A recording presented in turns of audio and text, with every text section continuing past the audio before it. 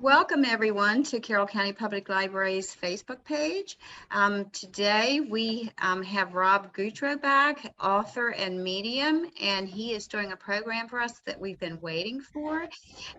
And the program is called The Three Ghosts of Christmas Past. Take it away, Rob. Thank you, Stella. Thanks for having me back. And happy holidays to everybody. Merry Christmas, Happy New Year. Happy to be back for this very special presentation. Um, and to get you in the spirit, pun intended, I am going to tell you a story about three ghosts that I met at Ford's Theater in Washington, D.C. Um, Kind of like the Charles Dickens Christmas Carol. But they're all the ghosts of Christmas past because they've all passed away. So just a little quick background about me. I am a medium and a paranormal investigator. I've written 7 books. They're all behind me, and also known as a pet medium too. So I can communicate with your pets who passed. But in this particular story, we're going to focus on 3 human ghosts, and um, they they all came they all came to me at the Ford's Theater, and the Ford's Theater is located in Washington D.C. Um, this is an image of the sign outside of Ford's Theater, and this is a look at the Ford's Theater inside. Um, so in 2010, I saw a performance of the Christmas Carol at the Ford's Theater in Washington, where John Wilkes Booth assassinated President Lincoln. Now, this is an image of John Wilkes Booth. Um, John Wilkes Booth was an actor and a Southern sympathizer. Um, it seems appropriate that I encountered the 3 ghosts at the Ford's Theater because they were all, as I said, ghosts of Christmas past. So the National Park Service is the one that manages the Ford's Theater in Washington, D.C. It was originally built in 1833 and it was used as a church. But John Ford bought the building in 1861 and he made it into a theater and he gave his own name to it, appropriately enough. On April 14th, 1865, that is the date that John Wilkes Booth assassinated President Lincoln. That is the date that lives in infamy. And that was actually 3 days after General Lee had surrendered. So President Lincoln had gone to the Ford's Theater with his wife, Mary Todd Lincoln, and they were watching a show when Booth came up behind him and assassinated him with a pistol.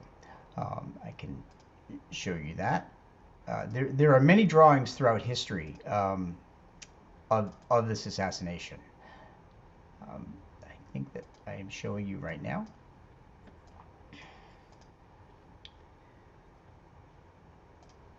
Let's see.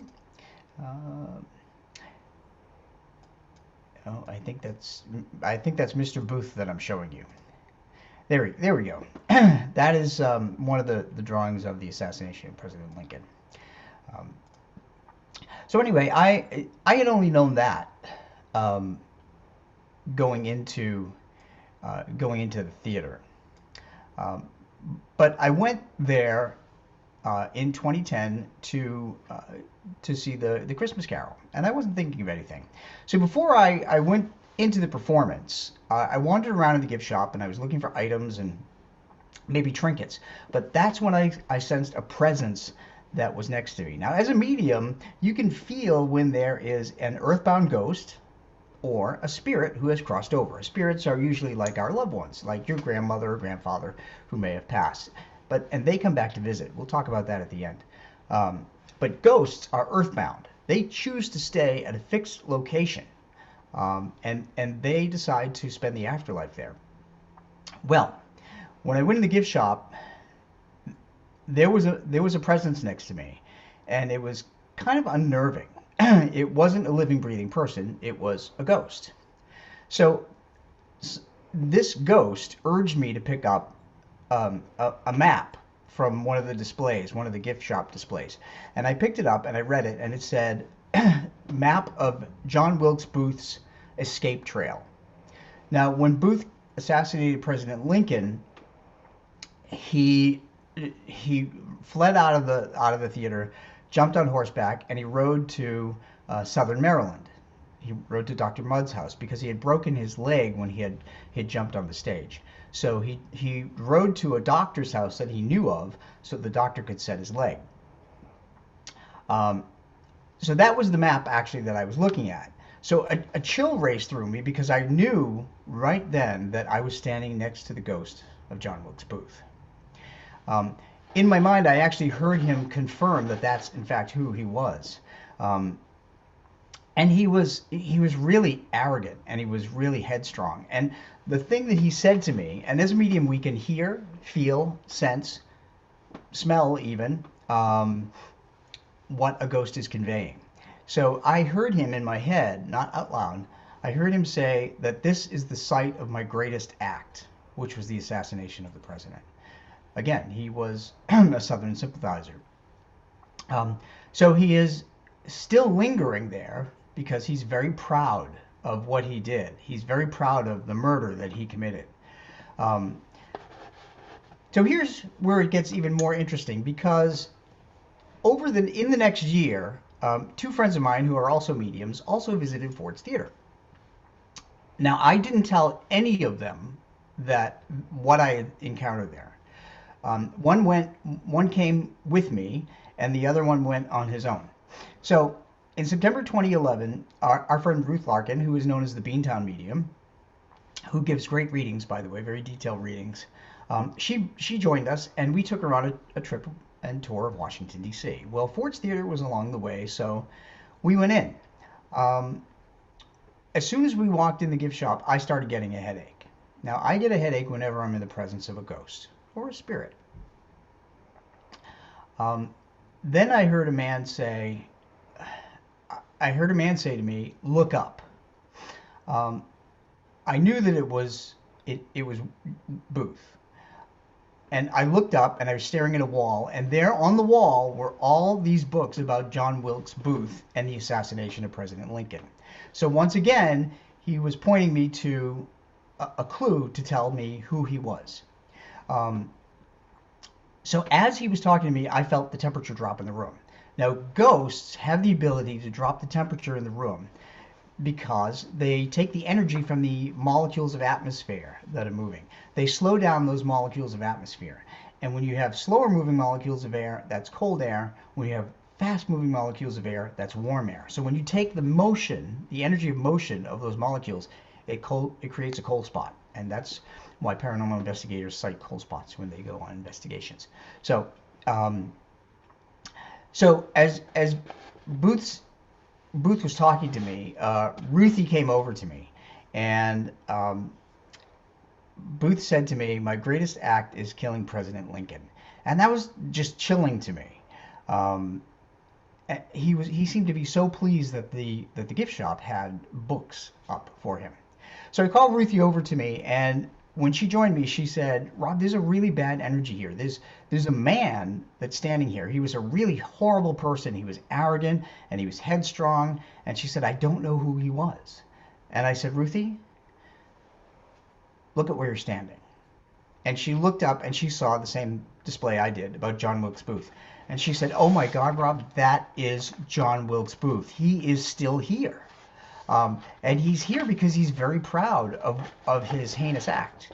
So we actually went over to the gift shop clerks, and we talked to them, because ghosts will do things in places that they haunt. They can play with electricity, they can move objects, they can make noises. We confirmed with two of the clerks that were working at the gift shop that the lights turn on and off by themselves, the doors lock and unlock, and even some objects get moved within the gift shop after it's closed. So Booth is very much active in there. The next confirmation came from my friend Troy. Now, Troy is a medium on the Inspired Ghost Tracking group that I belong to. This is a book about inspired ghost tracking case files. And Troy is featured in a lot of those stories. So in December 2011, Troy went to the Ford's Theater, and he would see the same play I did, A Christmas Carol by Charles Dickens. It plays there every year, so it's become a tradition in Washington, D.C. If you're ever visiting Washington, D.C. around the holidays, I urge you to go see it because it's really pretty special. So I never mentioned my experience to Troy either. So let me take let me bring up an image of Ford's Theater again so that you can see it.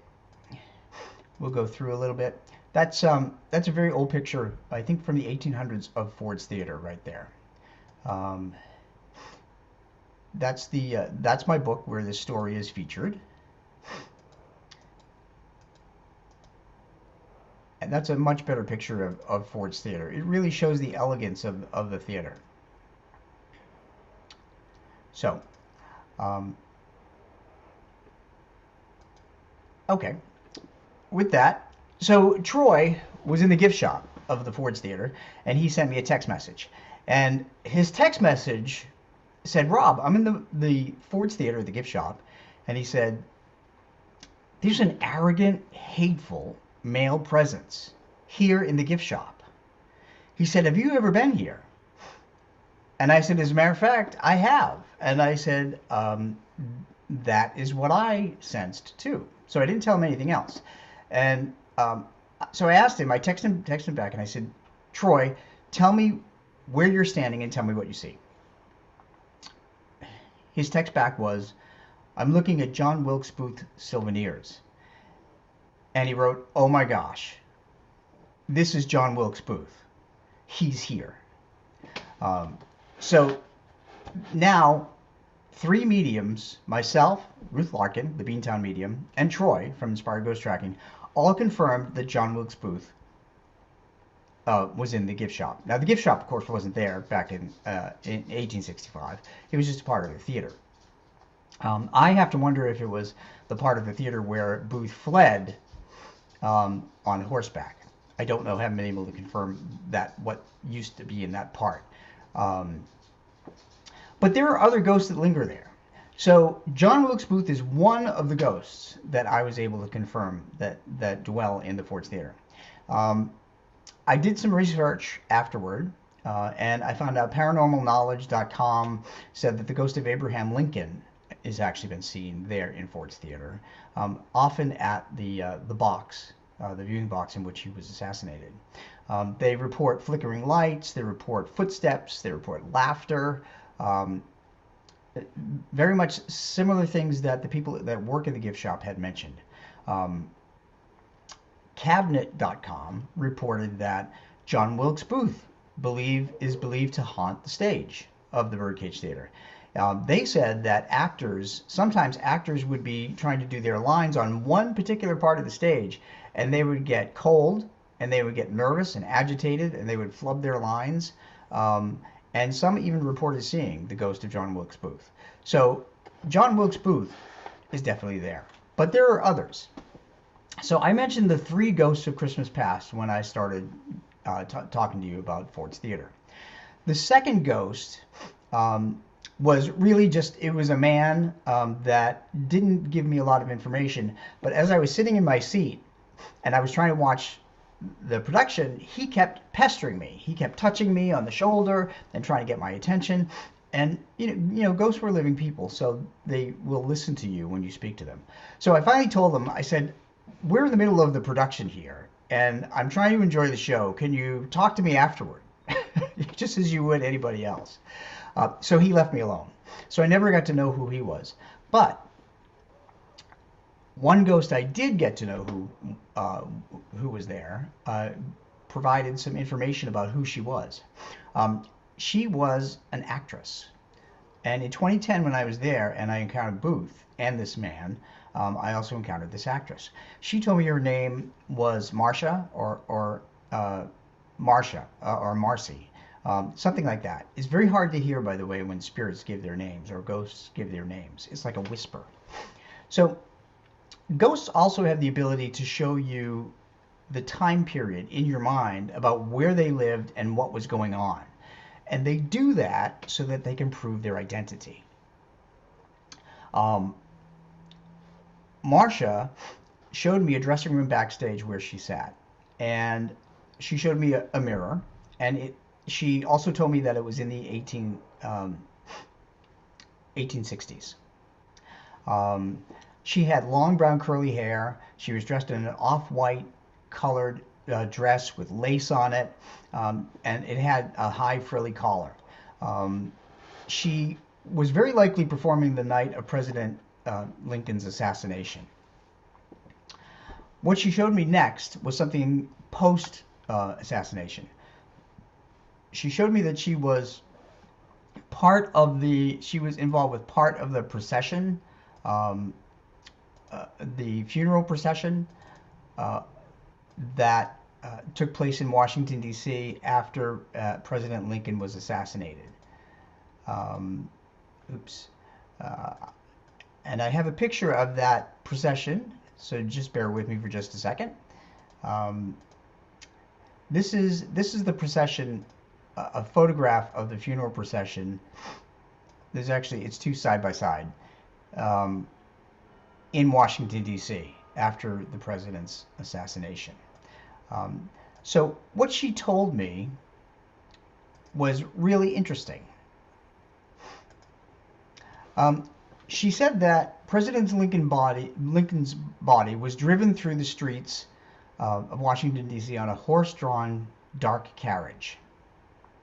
But she showed me that it was draped with a black cloth over the coffin. I've always thought that presidents' coffins were draped with the U.S. flag. Now, I may be wrong. I'm not a historian, but that's usually what I've seen. So when I got home, I went on the internet and I did a search for President Lincoln's funeral procession.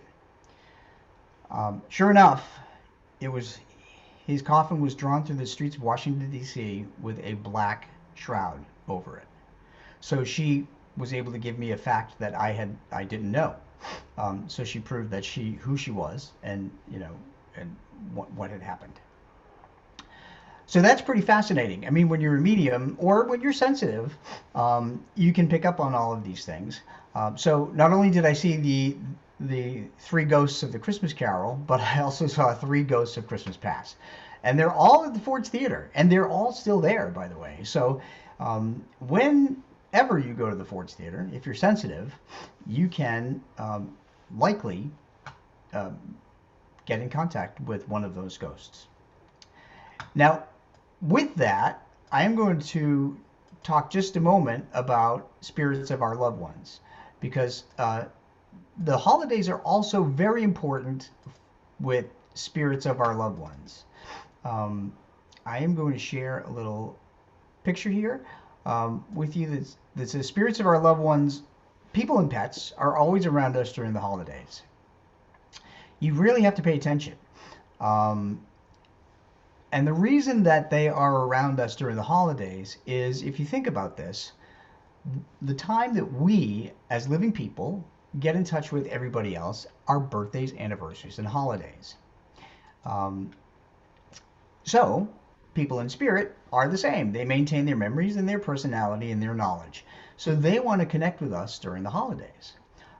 Pets also understand that too, because pets read our emotional energy, and our emotional energy is usually higher during the holidays. So that's why they tend to come during the holidays. Now, I'm going to share just one example with you of that to end this session. But it's something that is really important to you too, because it'll give you an idea about kind of quirky things to look for from your loved ones. So in my book, Kindred Spirits, which is here, it's called How a Medium Befriended a Spirit. I'm the medium. The spirit is the spirit of my husband's late partner, who died in 1996. I never met him, but he's been communicating with me for 15 years, and I've grown to know him like a friend on the other side. Now, I'm not the only one that gets messages from him. His family also gets messages from him. So so one thing spirits can do, that I talked about, manipulation of electricity. They can also manipulate other things. In this particular case, the spirit named Ed manipulated a clock to let his family know that he was still very much around them at Christmas time. So I got a message from his Ed's sister-in-law, who said that there was a clock that sits on the mantle, their mantle. It used to be Ed's, and here's a picture of it. Um, and it has a face that opens. And she said that around Christmas time, um, they walked in their living room where that clock is sitting, and suddenly the glass piece was wide open. Now, she said the only other time that had happened was in the summer, and it doesn't really, it doesn't open by itself. You really have to kind of force it. So um, she knew that that was a sign from Ed. Um, and also, Ed passed away near Christmas time as well. So that's an anniversary. So it's both the holiday and the anniversary. So Ed wanted to let his family know that he is very much around them during the holidays. So look for signs from your loved ones during the holidays because you will likely see them. Pay attention to anything from hearing their name or seeing something that they liked. So, so with that, that concludes my presentation for Christmas. I hope you and your family and your friends have a wonderful holiday, and I look forward to joining you again next time. Thank you. Thank you so much, Rob. Once again, you've given us a lot to think about. And we'll see you next time.